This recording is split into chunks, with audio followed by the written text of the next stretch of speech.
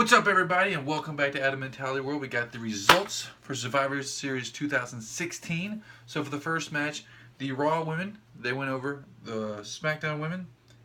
Second match, we had The Miz. He used Maurice at the end. She rang the bell, and then he ended up winning because Sami Zayn thought that Miz had submitted, but he didn't. And then he rolled him up, and he beat him.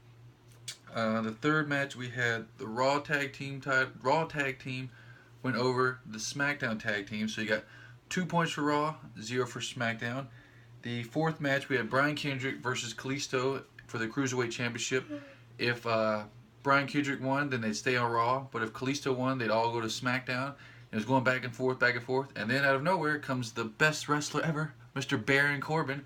Beats up Brian Kendrick first, thank goodness. So when he did that, Brian Kendrick won because he got beat up by someone else. So winner by disqualification was Brian Kendrick, so they're staying on Raw. The fifth match, we had the SmackDown men versus the Raw men.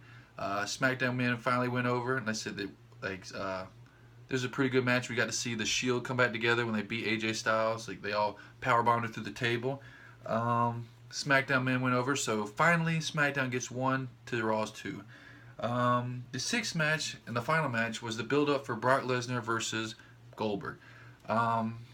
Goldberg and Brock Lesnar fought at Wrestlemania 20 over 12 years ago.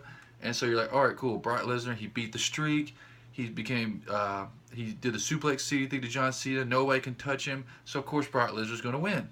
He's got all this build-up. Goldberg hasn't wrestled in 12 years. There's no way Goldberg could win. And Goldberg wins in like 2 minutes.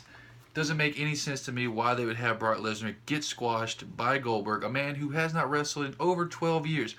Brock Lesnar beat the streak, the Undertaker streak. This was the biggest and greatest streak in wrestling history, and they had Brock Lesnar beat it. So it's like, all right, that stinks because you wanted the Undertaker streak to go on forever. You wanted the Undertaker to retire and never have the streak beaten. But at WrestleMania 30, they're like, all right, cool, we're going to give it to Brock Lesnar.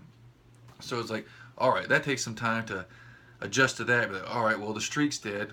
Well, at least they can use that rub that whoever beats Brock Lesnar, they can beat him, and then they'll go on to be a bigger name, whether it's Finn Balor or Shinsuke Nakamura or some small guy. Like, all right, cool, this was actually kind of worth it because it builds up another person. But instead, they did the exact opposite, and they gave it to Goldberg, a man who may not wrestle ever again, just because he's on the cover on the special edition of 2K16 or 17. I can't even think right now because I'm so flustered. He's not even on the cover. What I just said, he's a playable character if you download it. This does not make any sense. I don't know why the WWE would do this. I still won the predictions, so that's good. But it does not make any sense to me why you would have the Undertaker streak beaten by Brock Lesnar and then have Brock Lesnar finally beat clean in less than 2 minutes from a guy who has not wrestled in over 12 years.